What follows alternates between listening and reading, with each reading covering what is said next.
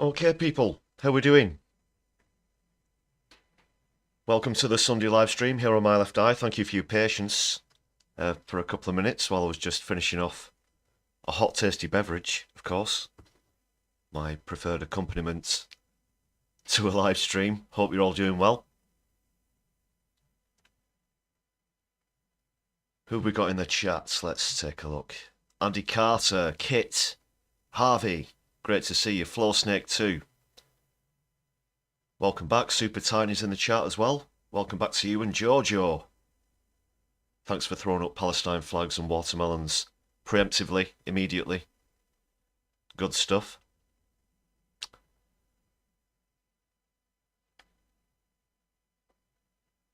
Okay, let's take the customary dip into Keith's Fondue Lounge and get things started.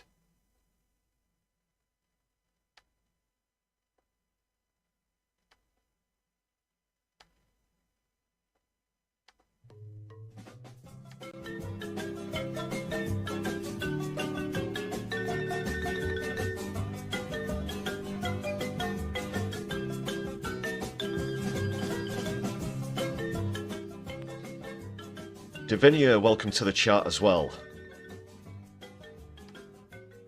It's time for Keith's weekly fondue party, and this week the fondue tastes more bitter than ever before. He really does have his back up against the wall, this guy. Quite a bit to say about Keith and co. Even the Blurrites, even the Blurrites are turning on him.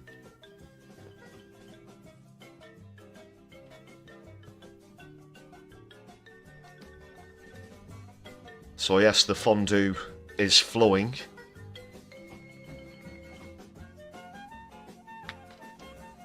What have we got on the agenda tonight? Obviously this developing breaking story in Syria, the second city of Aleppo, has been overtaken. Syrian troops have now withdrawn. This is a developing story over the last day or two. Getting into the ins and outs of that.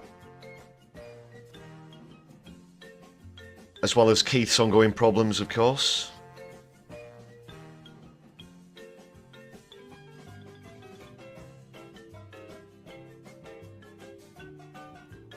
A few other bits and pieces as well. Looks like Elon Musk is trying to influence British politics. Far-right politics, of course. He could be giving a serious bung to Nigel Farage. As well as the latest on the situation in the Middle East, and the wider Middle East. Obviously we're going to be talking about Syria, but matters in Palestine, of course.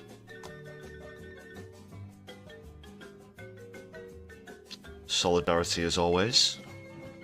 And a happy Socialist Sunday as well to all of you. Just want to say.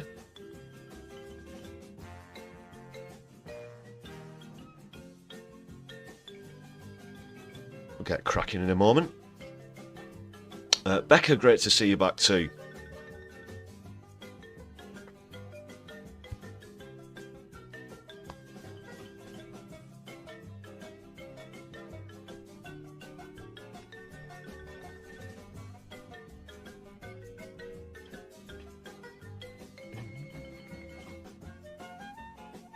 Also, please make sure you hit thumbs up on the stream. Share us across your social media and whatnot.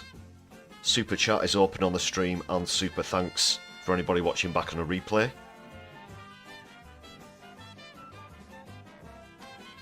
A couple of other formalities to get through just before I get into articles and everything. This is the latest members list. Thanks a lot everybody for supporting the channel with memberships and for gifting other viewers with memberships.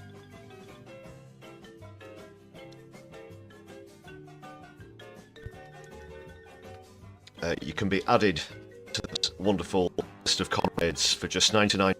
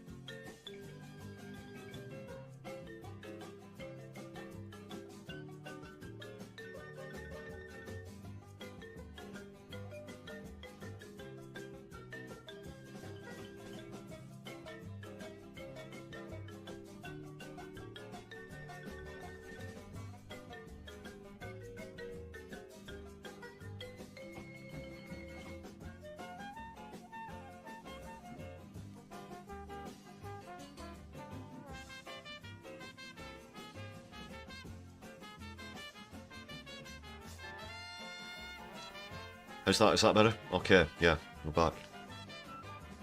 Don't know why that happened.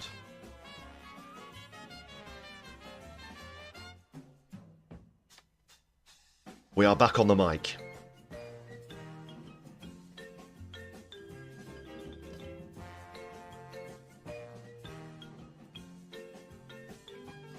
Yeah, just wanted to say thanks for everybody, to everybody who's commented on the latest video as well. And I'll be taking a look at the comments.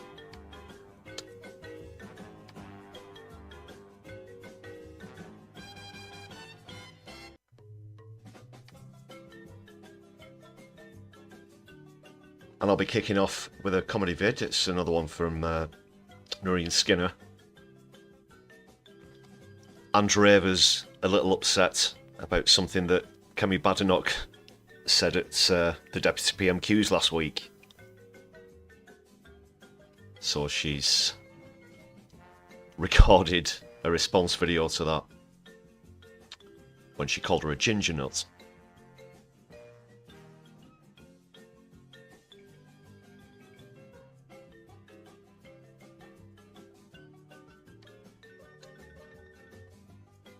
So yeah, thanks again to everybody who's commented on that Stephen Flynn video.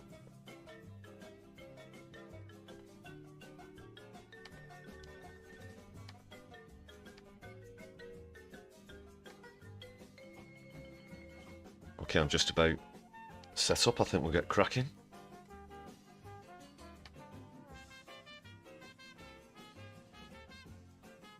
That's enough fondue for now, and we'll get over to Narine Skinner. Andreeva.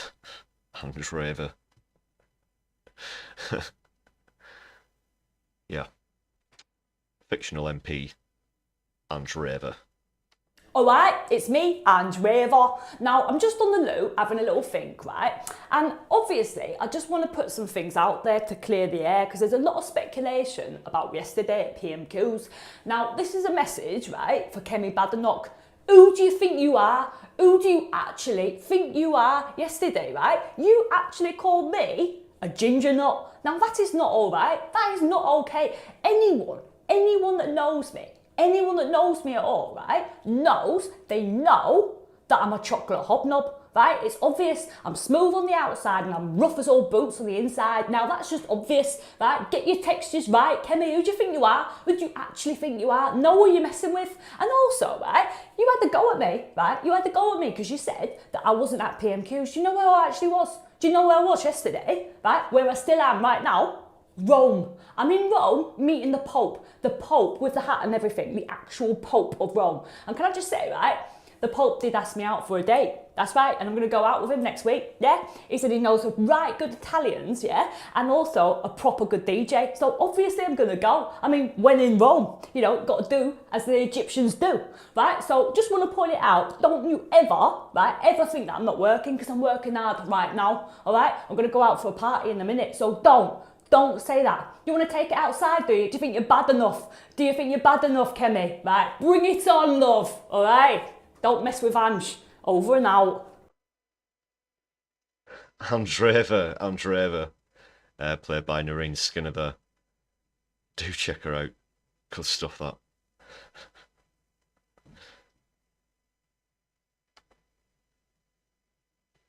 Alright, just going to bring up the background music. Oh, no, it's Sunday. It's the other one. Might be swapping this music, I'm not sure. Keep it low. Morbius, great to see you in RC Pilot as well.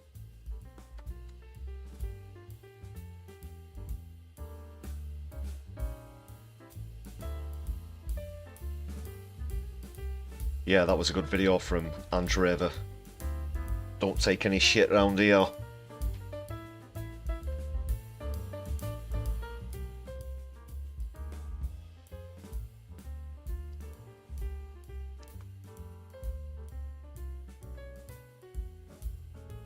Thanks for that as well, Becca. Easy listening accents. Thanks.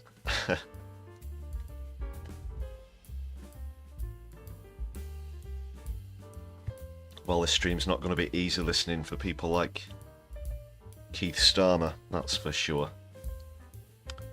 More on that later, but I'm going to begin with the latest developments in Syria. This is, I mean, obviously, the Middle East is an absolute shit show at the moment. For want of a better expression for the overall situation. Just as things appeared to potentially slightly de-escalate with the ceasefire announced in Lebanon, between Israel and Lebanon, now things are opening up in other areas.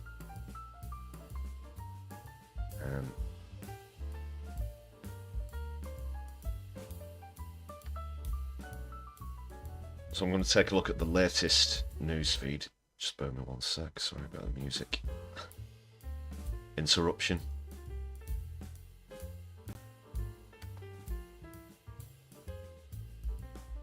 Where to begin? Well, this all developed over the last couple of days. Like I said at the top of the stream, there has been a civil war brewing in Syria for quite a while now. And now the second city has been overtaken by rebels who are backed by terrorists, essentially. As well as, you won't be too surprised to hear some recent revelations of who's backing said rebels. More on that in a bit, just a few more of the sort of base details. You can see there now, obviously Russia, who are strong allies with Syria, have attempted to intervene in the situation. So Russia are now pulled into this, as well as the ongoing war with Ukraine. So many strings and threads across the Middle East and obviously Europe, with Russia being involved as well.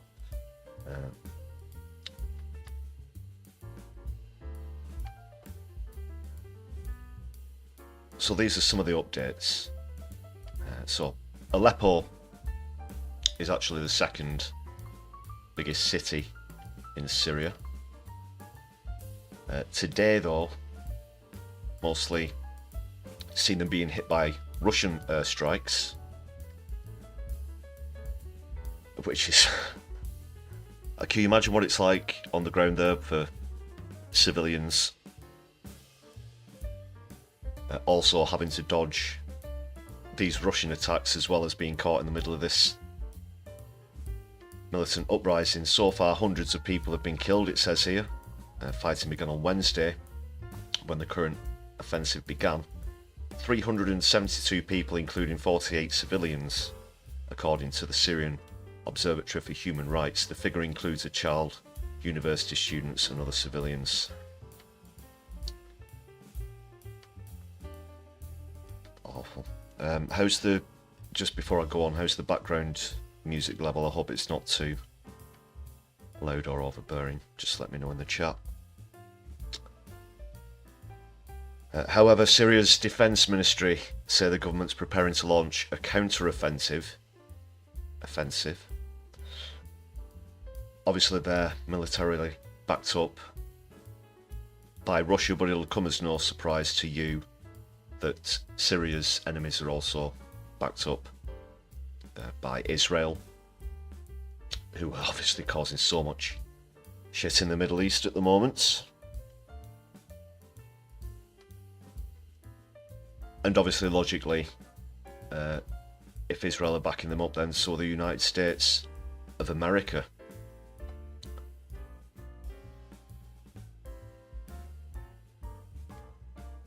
The UN Special Envoy to Syria has called the situation a mark of collective failure to enact a ceasefire in the country.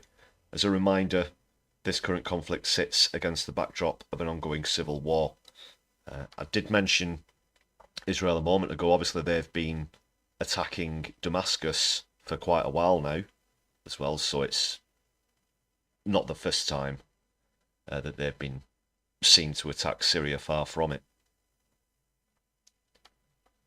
But just as I said, as one thing comes to a temporary close with the 60-day ceasefire announced between Israel and Lebanon, now this starts to happen.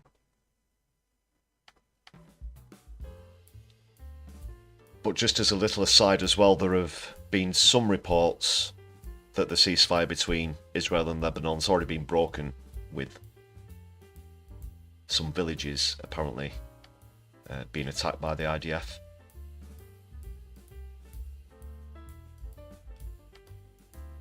I've seen some unconfirmed reports about that, at least. I'll try and keep you up to speed with that.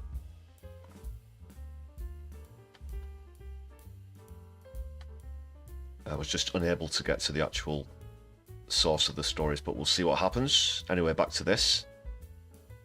That's the UN Special Envoy I just mentioned. These are some of the scenes of the aftermath in Idlib, which was hit by strikes yesterday and this morning. Damaged cars, rubble in the streets.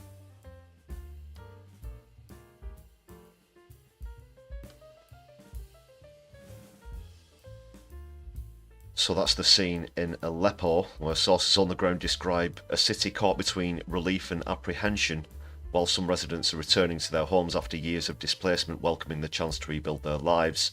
Others remain wary of the changing power dynamics. It goes on to say armed factions are engaging with civilians, offering reassurances that conditions will improve, but scepticism lingers after years of conflict and shifting control.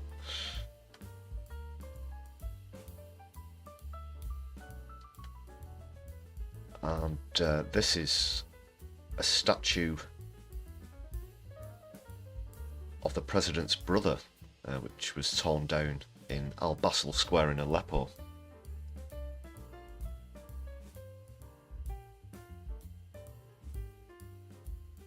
Thanks for your feedback on the sound levels. Hope you're liking the Sunday lounge vibes at the moment as we... oh, yeah.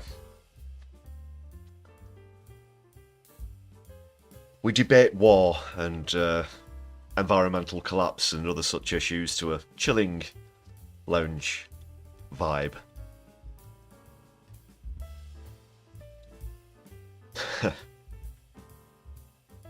Slight juxtaposition on things, but I like it. I like it.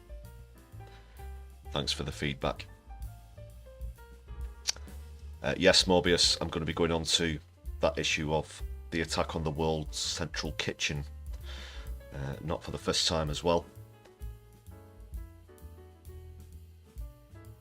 That's coming up a little later. Let's take a look at this video. So he was his brother, that is, I just need to change my batteries, is widely considered to inherit the presidency from his father before he was killed in a car crash in 1994. That's why they erected a statue of him. That's been torn down. So now it's obviously Assad is the current president.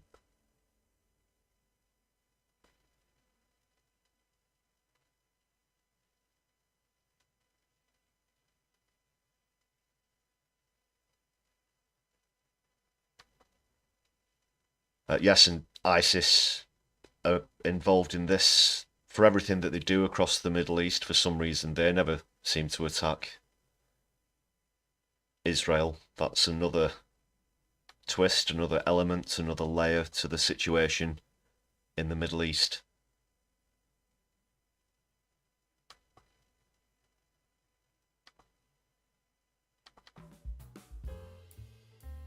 Sorry, I've just realised there was one thing on my to-do list, and that was to put the Sunday background music, edit it into a loop so that I don't have to keep going back every time it runs out.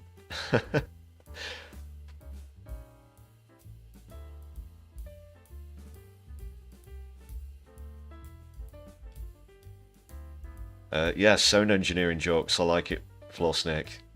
No feedback. Perhaps in the other sense. Although we do often talk about feedback loops where the environment's concerned, but that's another matter. So what's this all about? How the situation in Syria could impact the Israel-Hezbollah ceasefire that was set to last for 60 days. Did a recent poll on that. The overwhelming opinion was that it probably won't, and like I just mentioned a short time ago, there have been reports that it's already been broken, but they're unconfirmed. I don't want to be responsible for starting any online rumours until I've confirmed the sources for those.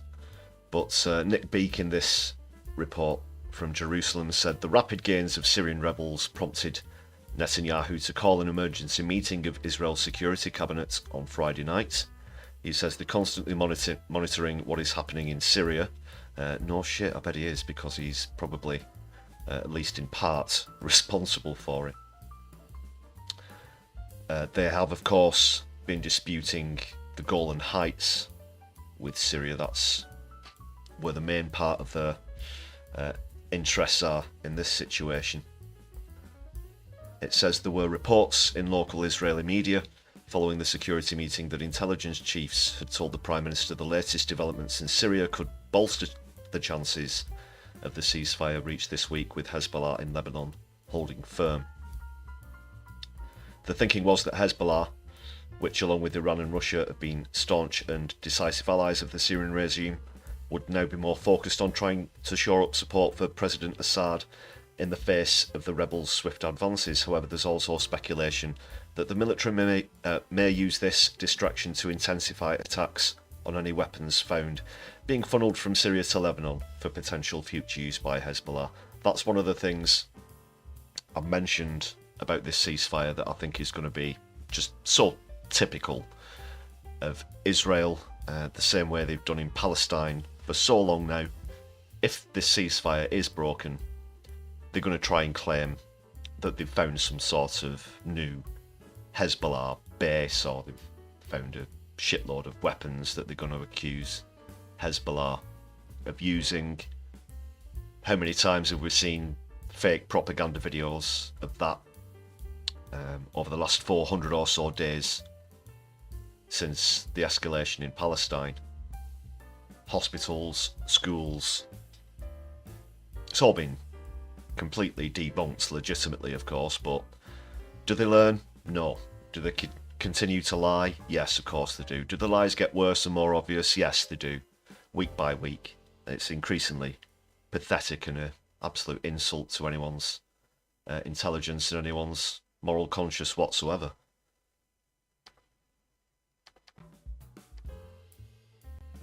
So I just think we're going to see a repeat of that tactic.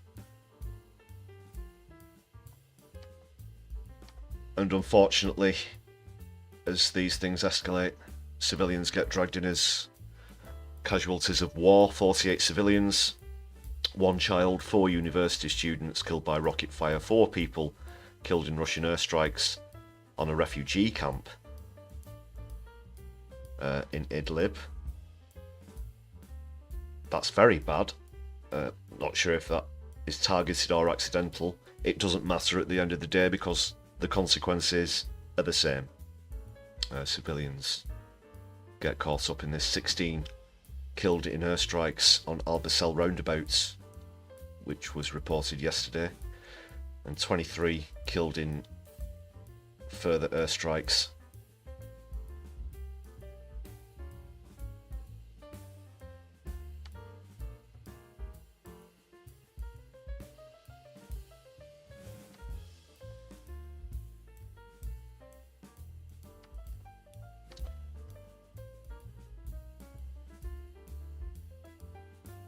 Let's see what's happening in this vid. Just kill the...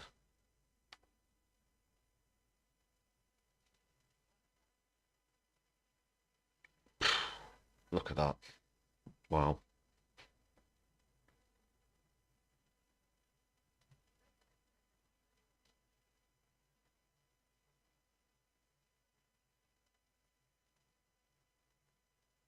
It's terrible, isn't it?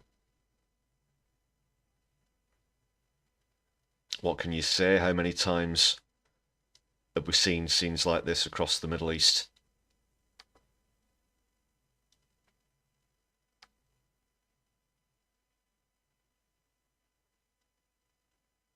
just a quick map for anybody who's not familiar with the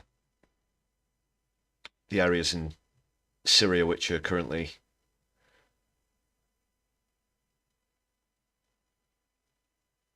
being overtaken in the uprising in Aleppo to the north there, as you can see, and it's just highlighting some of the other cities that have faced attacks as well. Damascus, of course, furthest south, as I mentioned, has been under attack from Israel for quite a while now.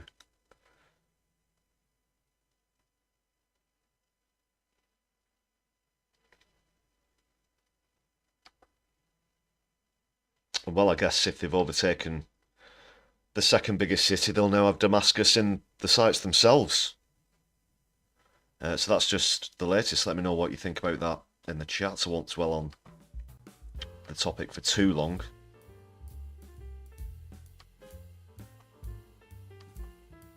Just finally a little about this proposed counter-offensive.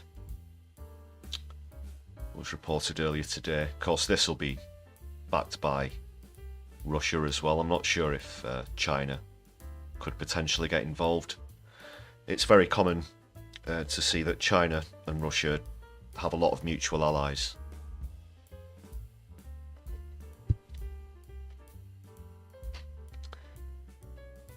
Just wet my whistle. So the Syrian Defence Ministry says the government is preparing to launch a counter-offensive against the rebel forces who have taken control of Aleppo. In an updated post on the ministry's Facebook page, it says that, is this how you announce war and attacks these days, on Facebook? Very official. It's on Facebook, so it must be true. But it says that both Russian and Syrian warplanes have conducted more airstrikes on opposition fighters in northern Idlib and Hama provinces. Idlib, not far from the border with Turkey, is the last remaining opposition stronghold. The ministry says in a statement it's intensifying its precise strikes on the movement of the fleeing terrorists. Troops, rocket launchers and heavy military hardware have arrived in northern Hama to beat the rebel fighters, it adds.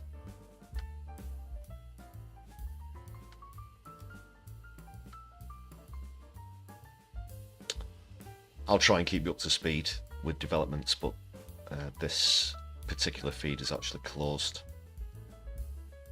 in terms of live coverage now, so I'll leave that there.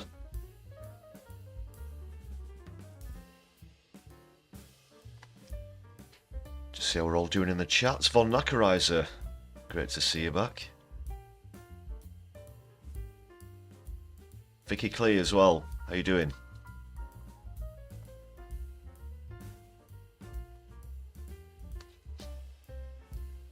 Right, I'll move on. I've got a clip next. I'm going to move on to the Wars of Keith.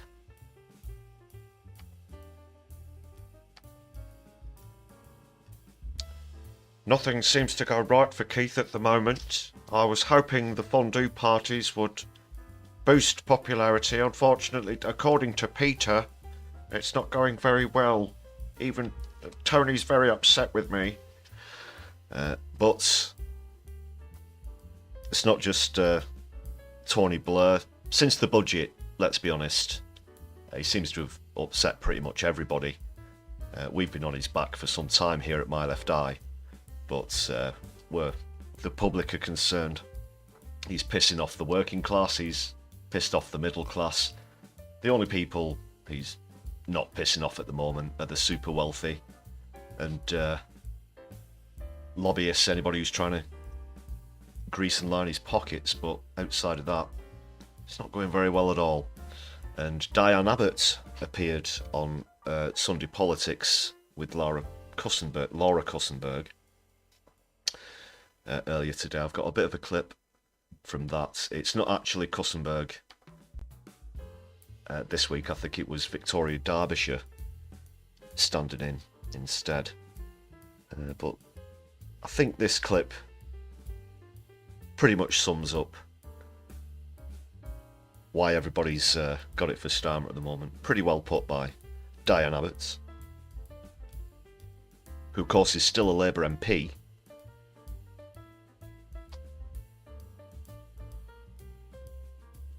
quite a few others who were suspended or have left the party, of course, have now joined the Independence Alliance.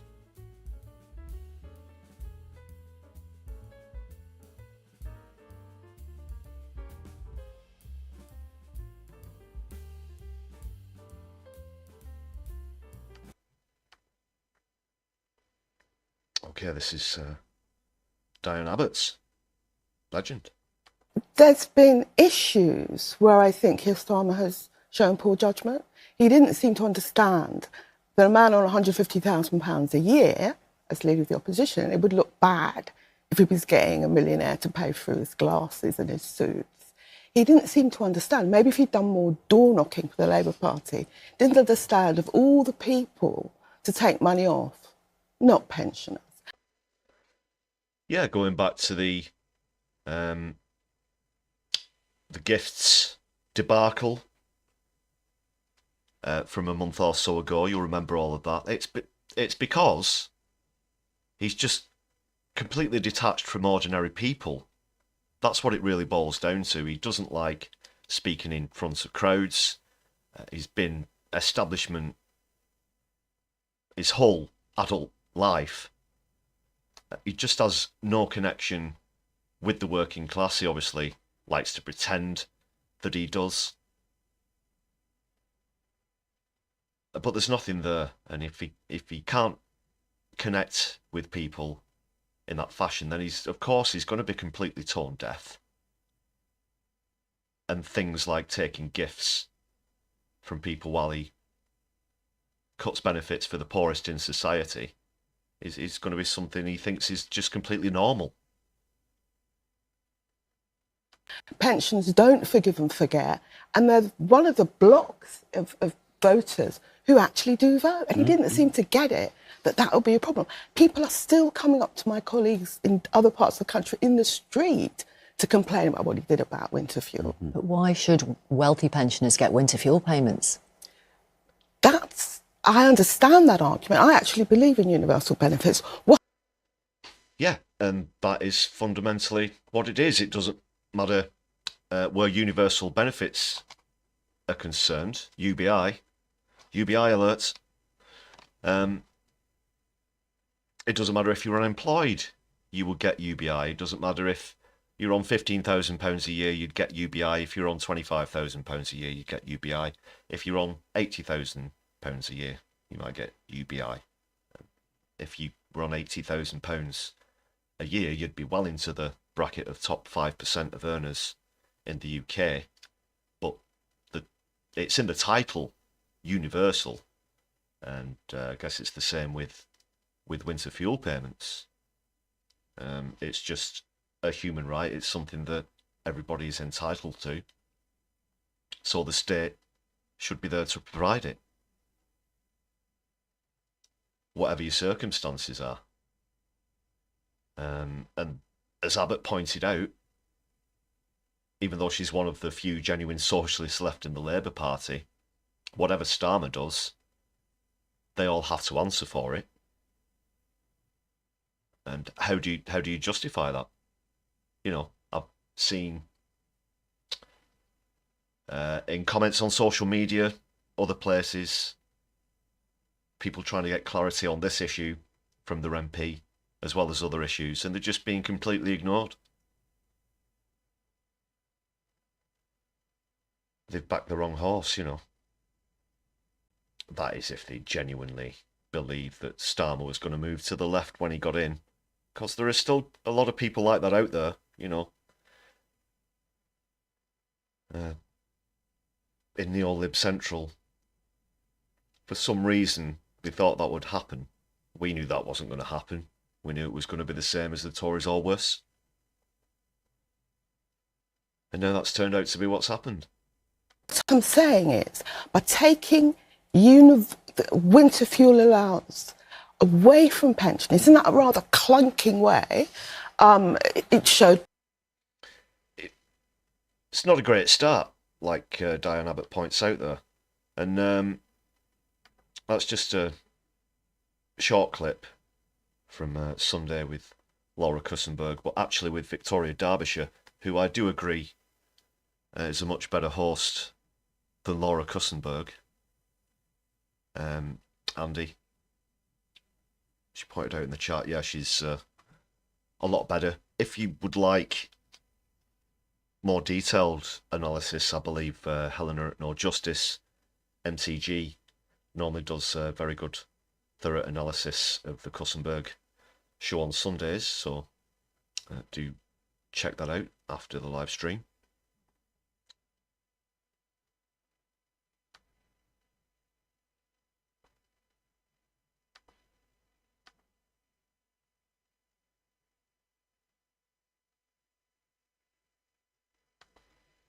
But that's not the only problem for Starmer at the moment, the winter fuel payments and so on. He's had his first resignation as well this week. A bit of a debacle going on there. I think I might have a bookmark for that, just let me check.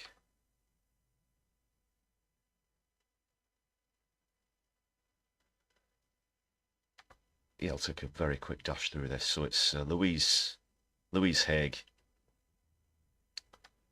who's quit, and this is over declarations about unspent convictions, criminal convictions.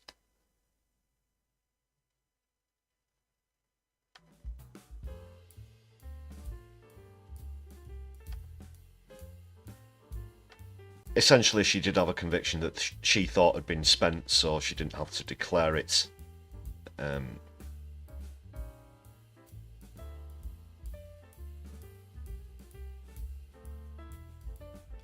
Sorry, no, that's the other one. This is the P&O ferries.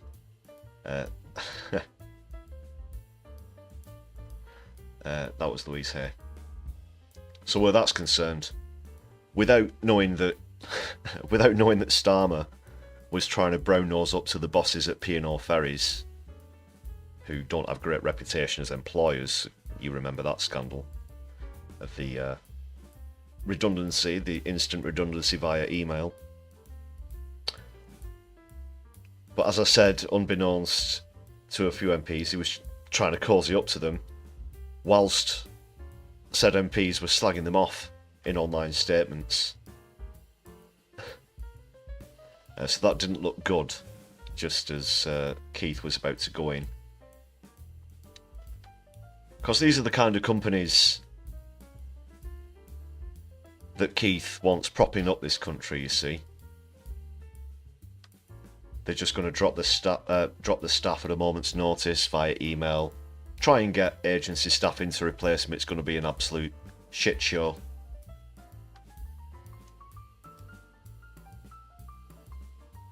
So I guess that's going to trigger a by-election.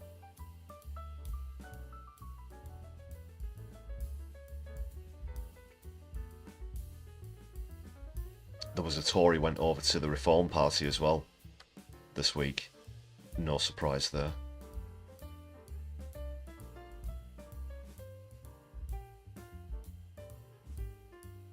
But she was seen as one of the last few remaining left-wing ministers in the cabinet, the article points out. Well, if she's anything about her, she should join the Independent Alliance, I guess. Join the fight against Keith.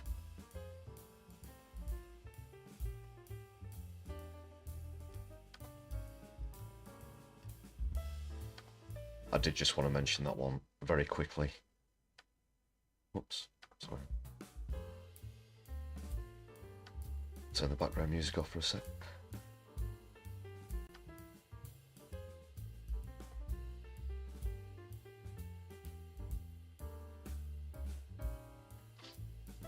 So now that he's, I mean, what's it been about 150 days now? Things haven't been going great. Guess what he's going to do? He's got an absolutely new, fresh tactic that he's never used before, ladies and gentlemen, brothers and sisters. He's going to be doing some sort of relaunch / announcement.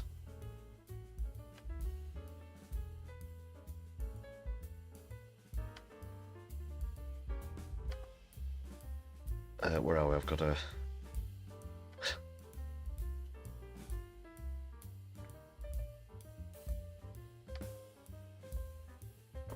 back for that.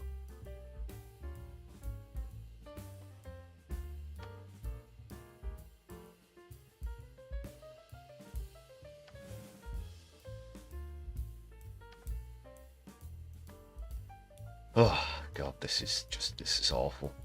So he's made this announcement. Of all things, you know, it's not only awful in the sense that he's trying to do yet another big announcement, big launch. He's announced it in the sun. In the sun. Ugh. And he's described the strategy as the most ambitious yet. Honest delivery plan in a generation. Ding ding ding. Go on, it's not a PMQs, but I'll give it a... There it is.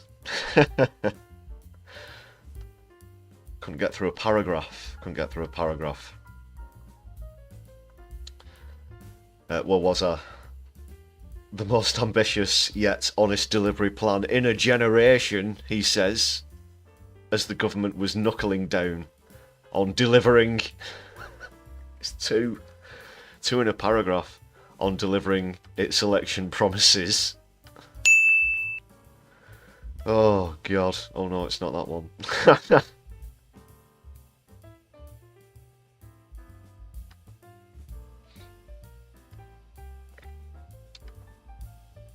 It's not PMQs, it's not PMQs. And this is slightly disturbing. I'm going to have to agree with Kemi Badenoch here. Oh, just felt the chill over my skin. Keir Starmer is having to relaunch because Labour had no plan for government. Well, I do think they have a plan. I just think it's the same as yours. Which was shit. In his Sun article, God. Prime Minister accused the Conservative, of leaving a dire inheritance with a crumbling public services and crippled public finances to face up to. Yada yada yada. 22 billion black hole. Didn't actually say that, so I can't count it. These are major problems that can't be fixed overnight. I make no bones about that, and there's no point pretending otherwise. Well, he's not going to fix it overnight, in a week, a month, a year, or a full term in office. Towards the end of the shit show, he's going to do what the Tories did and go on about long-term plans. You know, we've just had to get through this. Oh, this bit's been really tough. Keep us in office, though, and it's going to be great. You know the score, people. Politics Clive, welcome to the stream. Hope you're doing well. Thanks for jumping into the chat.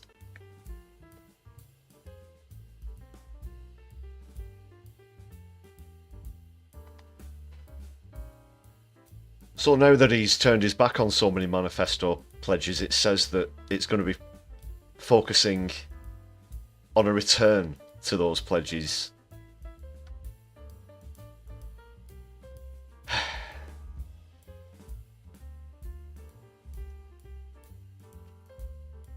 And again, Badenoch's correct. This is just the beginning. There will be more resets to come. We've had the 6 steps. How many have we had? You can set your clock by them. That's not going to cover up the fact that we're coming into winter and so many people are going without winter fuel payments. It's not going to appease students whose fees are going up. Things like that.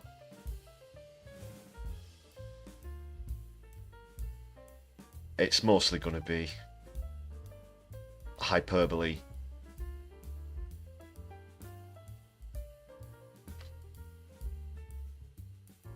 And they'll set these targets. They won't say how they're going to do it. They won't say how they're going to fund it. Such and such a thing is going to increase by whatever percent. Bad things are going to fall by another percentage. So the latest one, they will aim to increase the proportion of 4 and 5-year-olds who are fully ready to start school, socially as well as educationally, from 60% to 75%. But how?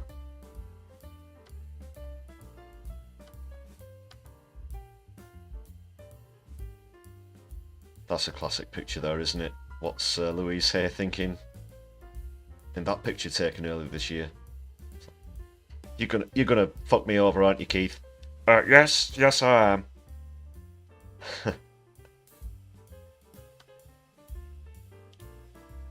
Aren't P&O supposed to be bad, Keith? No. Weren't we criticising the Tories for the P&O scandal, Keith? Why are you cozying up to them? Go away, you're sacked. You're going to have to resign.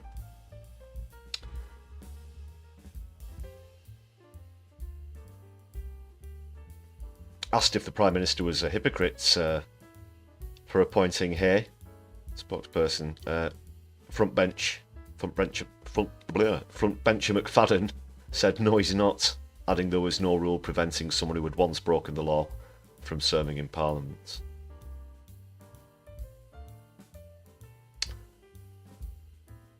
Yeah, and it was all over her mobile phone. She said that she'd lost her phone. It turned out that she hadn't, and then it reappeared, and that was against security protocol, so that added to the matter as well. But it gets worse, and this is the worst part for me. I'm certain that a lot of you will have come across this clip in the last couple of days. Can't believe this. Just going back to Diane Abbott, would like you to guess in the chat, before I play this next clip, how long you think it's been since Diane Abbott and Keir Starmer have spoken directly. How long you think that might have been. I'll give you a moment or two for anybody who's watching live, because it is pretty pertinent when you see this clip. Davinia, 1 year, you think? 2 years? Politics Live? Let's give you another couple of moments.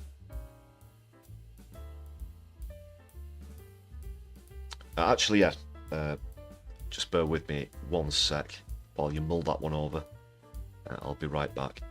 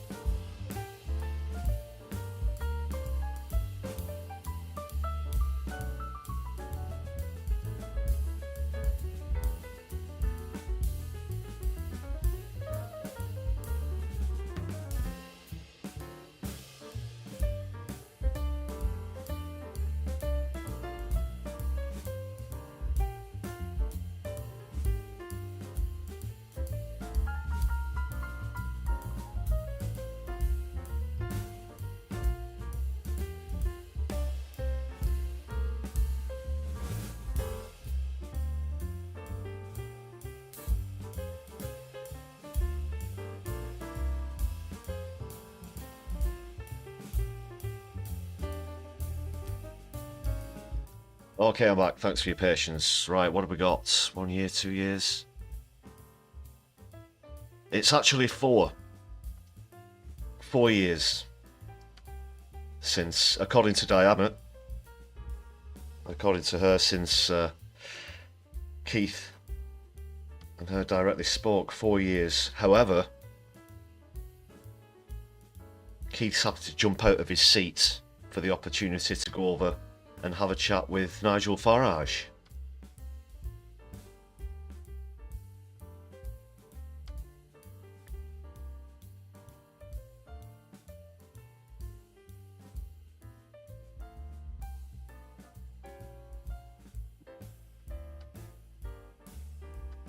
Yep, so if you've seen this, if you've not seen this clip, I should say,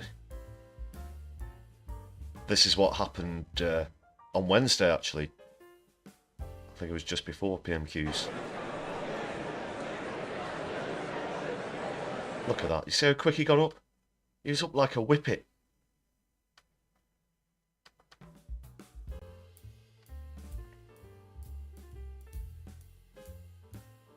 So he sat down there. Nigel's, hey Keith, come on, I want to chat. I know you've not even spoke to some of your own MPs for 4 years.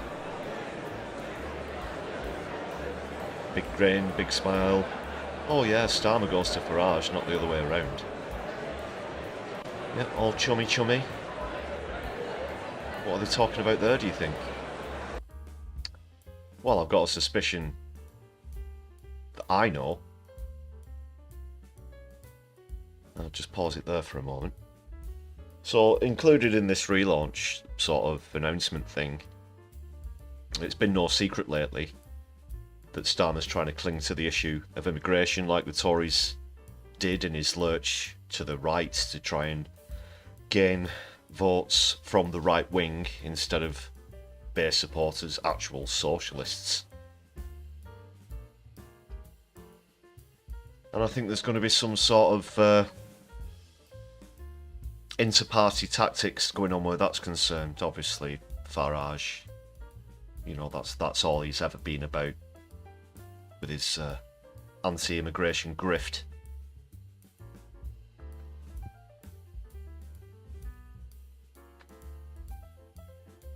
So what's going to come of that? Oh, can you believe that? Look at the state of it.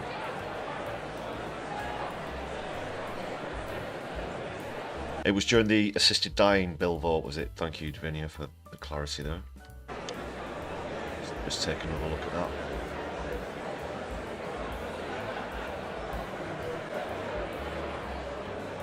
God, I can't stand him. I can't stand him. I can't stand either of them.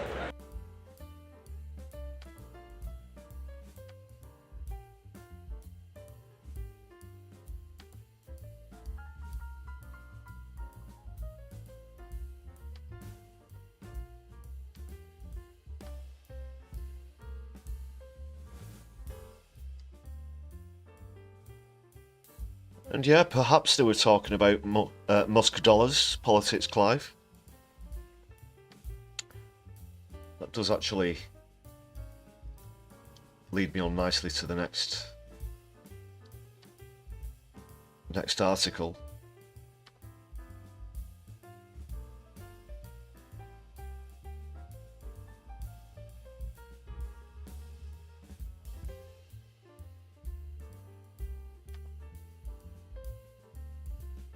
So it's not just American politics. Elon Musk apparently wants a piece of the UK as well.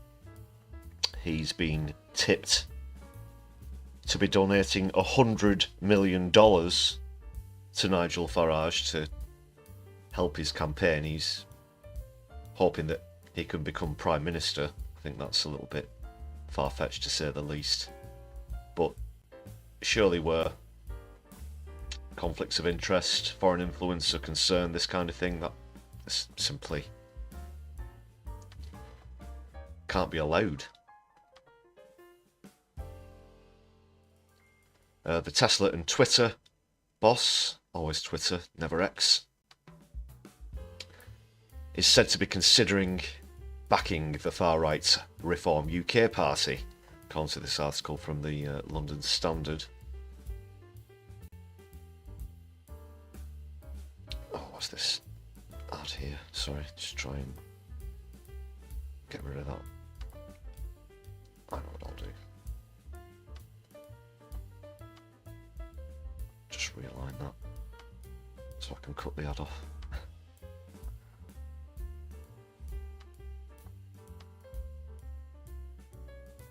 That'll do, I hope.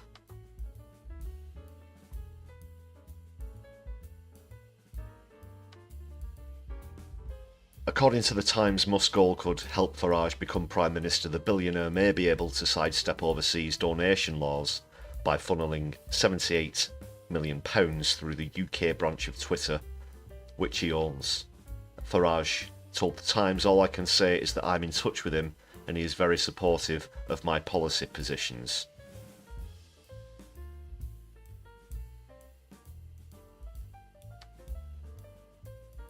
I'd put it another way.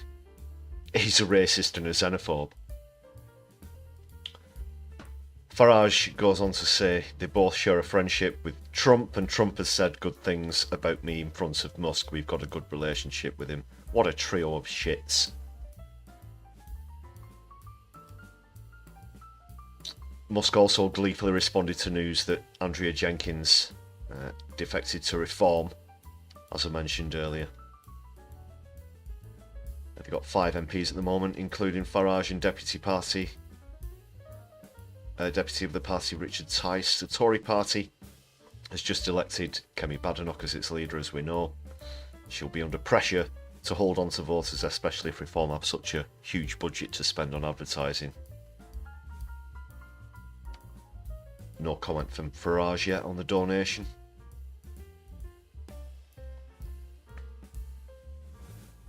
$100 million.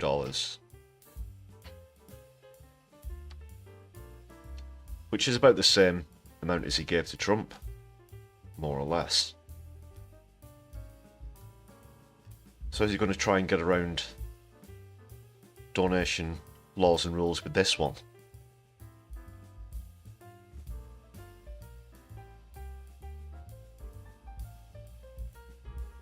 Hope I'm coming through with a smooth stream.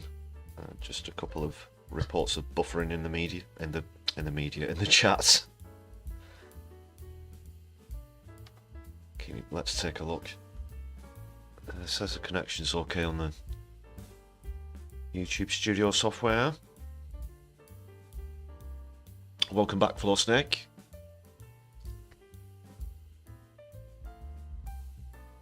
Not sure what the buffering might be all about. Keep me posted.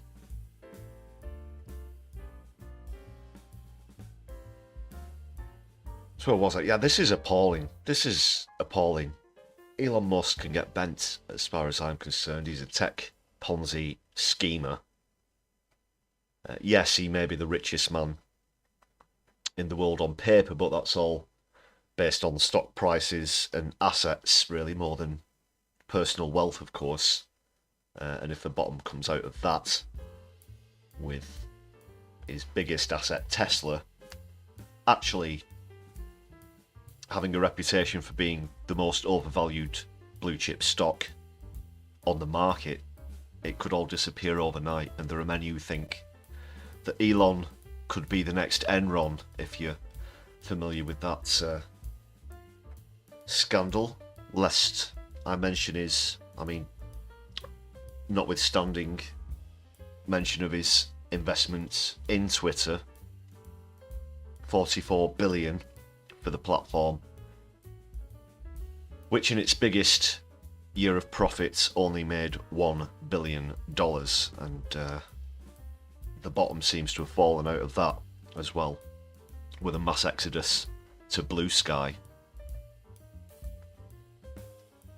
Watch this space as well, could be potentially moving over to Twitter, to Blue Sky from Twitter. In fact, this, I think, could be the final nail in the coffin. What do you think, ladies and gentlemen, brothers and sisters, good people, including they, thems as well, who are joining me on the live stream? What do you think about a transition across to Blue Sky? I know quite a few people who watch the channel have done so already, but I'm not having this. $100 million to Farage. No thank you. No thank you very much.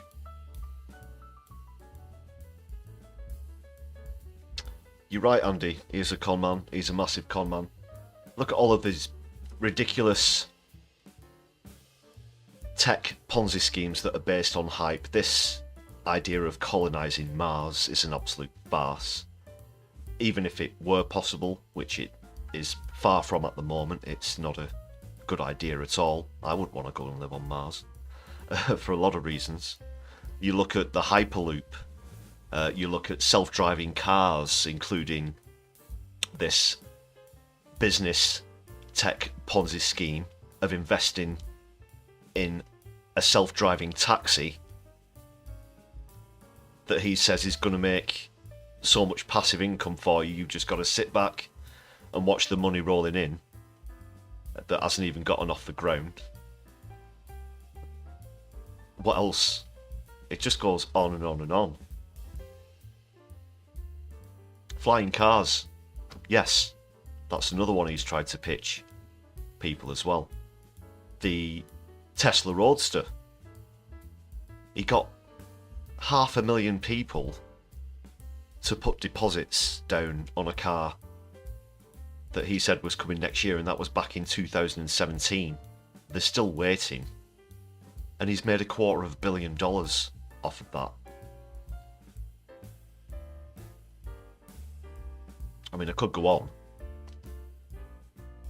If you do want to know more about the ins and outs of his tech Ponzi schemes and why he's just a hype merchant, he essentially makes big promises. He wants to get people hyped up into investing into future technology that he doesn't know how to get. This guy's no engineer, by the way. I should be very clear about this. He's an investor. That's his thing. He can't design anything. He famously owned PayPal. They didn't use his code. They had to completely trash it because it was awful. They replaced it, and then he bought it out and made the people sign it over to him and sign documents to say that he was the one who came up with it all. And similar things happened at Tesla.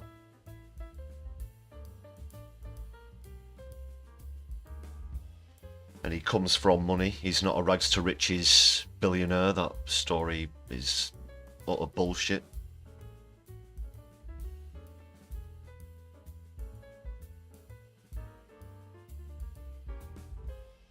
So yeah, that could be beyond the pale for me now, where Twitter's concerned.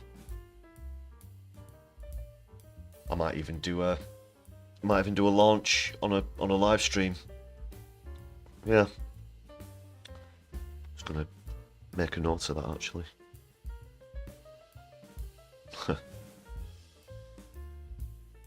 Could be coming soon to a live stream near you. Right. Let's take a look in the comments. Let's see what you think about that story. Baron von Cockschlap, welcome to the chat.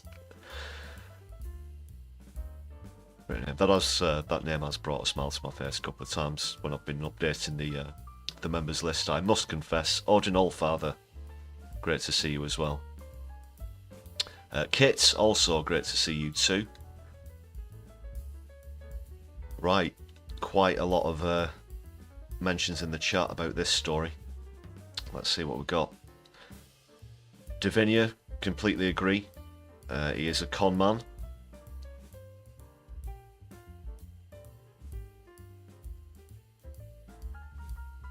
Becca, there's an interview, thanks for pointing out, there's an interview with Elon's dad saying his maternal grandparents were actual Canadian Nazis who moved to South Africa because they loved apartheid.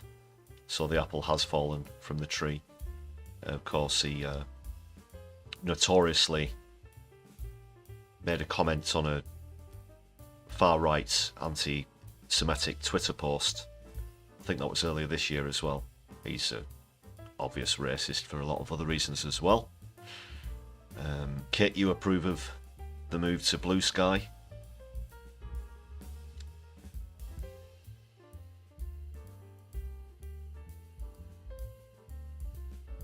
Floor Snake, you think someone needs to take him out, maybe for a coffee? He needs taken out of the equation, that's for sure. He needs to stay out of British politics or any politics whatsoever.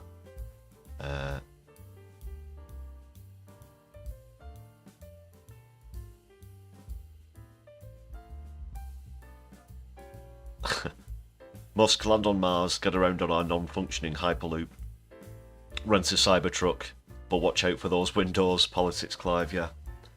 Of course, forgot to mention one of the more obvious ones, the failure of the Cybertruck as well.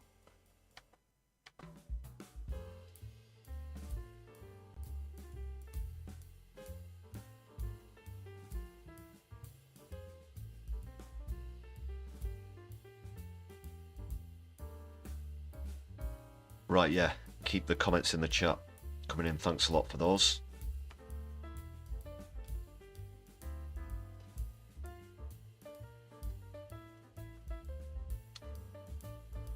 For now though, I do need to move on.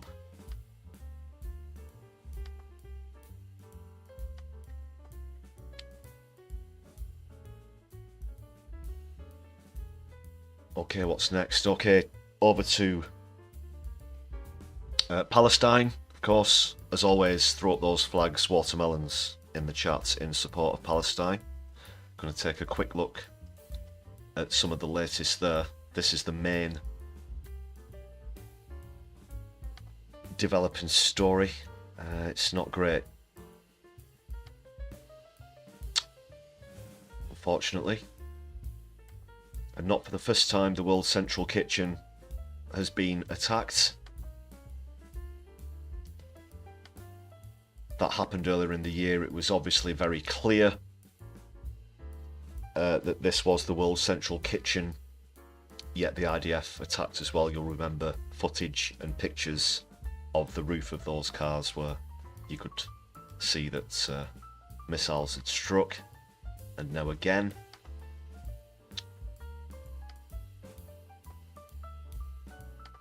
More staff have been killed in airstrikes. That's the remains of a burnt out vehicle. I did make mention on Twitter that of course Israel will probably claim even that the car was a Hamas military command centre or some such like. Perhaps the tyres were made of anti-Semitism, according to Israel spokes. But the World Central Kitchen said that they're heartbroken to share that a vehicle carrying staff had been hit. They were seeking more details, though added they had no knowledge that anyone in the car had ties to the 7th of October attacks. Another part of Israel's disgusting lies and propaganda, of course, is to try and claim that anybody who's providing assistance or aid towards desperate Palestinians was somehow involved in the October 7th attacks. It's all bullshit, of course. You know it is. 5 of them were killed, and 3 of them were World Central Kitchen employees, including the director of World Central Kitchen. Wow. Video filmed inside a mortuary also showed a number of charred possessions, including a laptop, clothing and an ID badge. Separately, British aid agency Save the Children said one of its staff members was also killed on Saturday afternoon in Khan Yunis.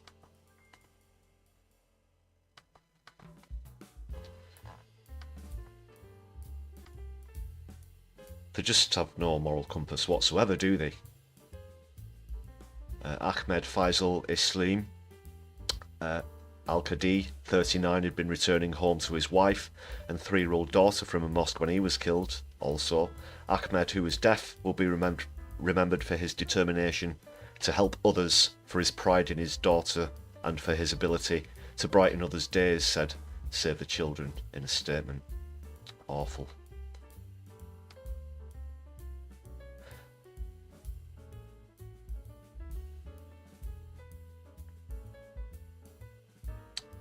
Again, these aren't accidents. It's what the doctor said. Look at this. I operated on a man with shrapnel injury with no fewer... Excuse me. With a shrapnel injury with no fewer than 9 holes in his bowels. Others had much worse injuries. He said that even many doctors were now having to survive on food handed out by aid agencies.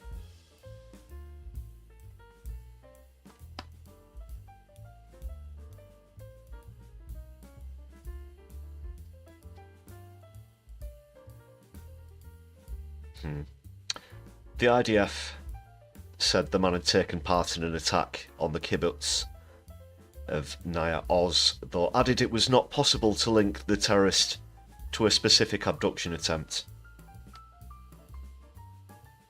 It's almost as if you made it up, isn't it?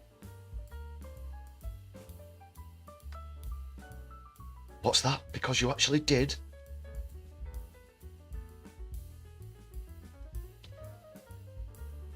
And yeah, just a reminder, that was in April actually. 7 other Wool Central Kitchen workers, including 3 British security staff, were killed in a strike on an aid convoy, prompting widespread condemnation and a temporary halt to the charity's operations. The IDF later admitted grave mistakes had been made and sacked 2 senior officers. Well, as you know, that's not enough. That's not enough. That is criminal. Not figuratively, that is literally criminal. Sacking a couple of senior officers doesn't undo the damage, nor does it justify what Israel have done, and now they're at it again.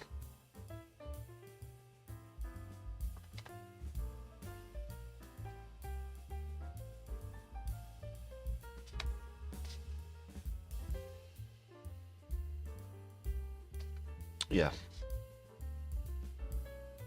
What can you say? Thank you for throwing up the Palestine flags, that's what I'll say. And solidarity. Watermelons too, and Lebanese flags, of course, the cedar trees.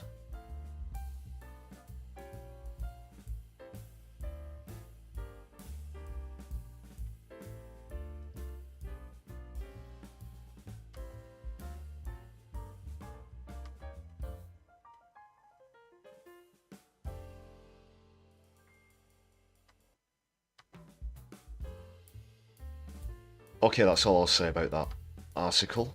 I do have to quickly get through some of the recent comments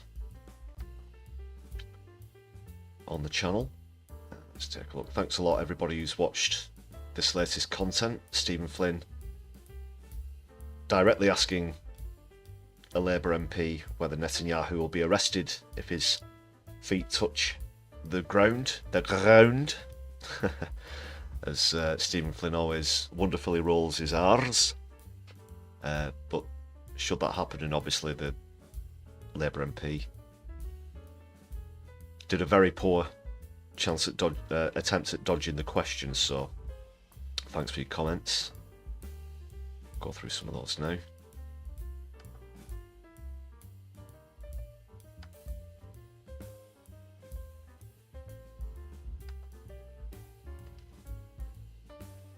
Cystic1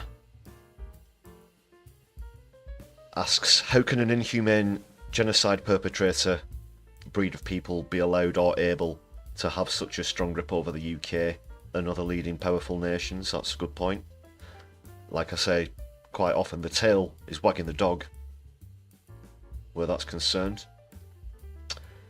User dash whatever not logged in, numbers, letters, says Labour Party is no longer the party of the people. It's a trashy party led by trashy two-faced people. This so-called party has no shame, and you can see responded the Labour in name only. And that's totally true as far as I'm concerned. Sorry, I lost control of the scroll.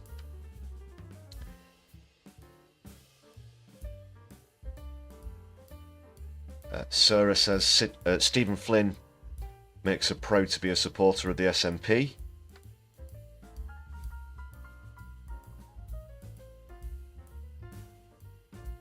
Solly Khan says when we're surrounded... Oh, not giving that one a thumbs up yet. There we go.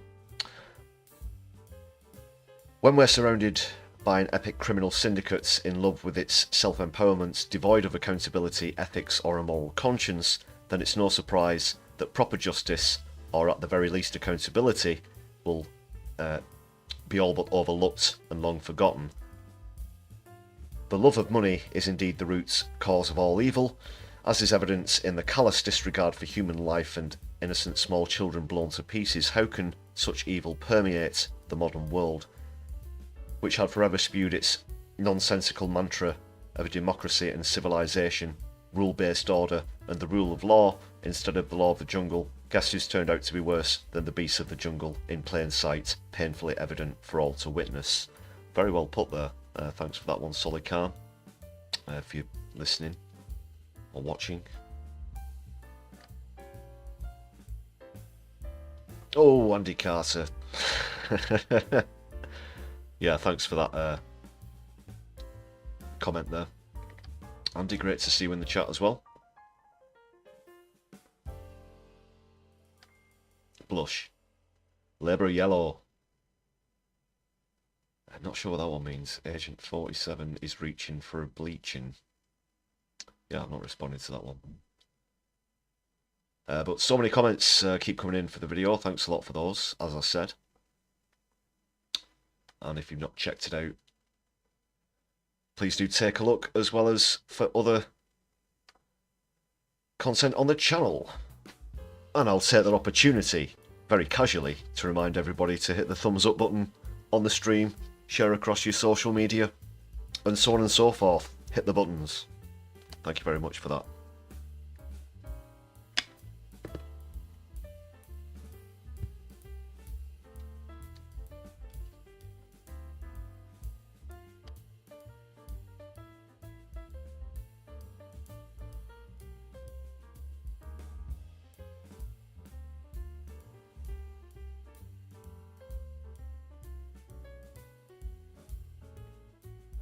Yes, I'm going to have more content out during the week, as well as Brews at 10 live streams, of course, including PMQs. Please do join me there as well.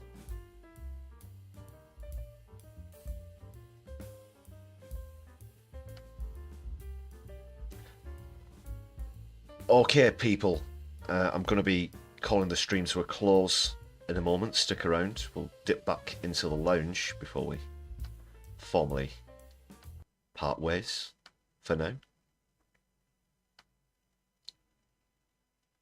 Remember, it's not adieu, it's just au revoir.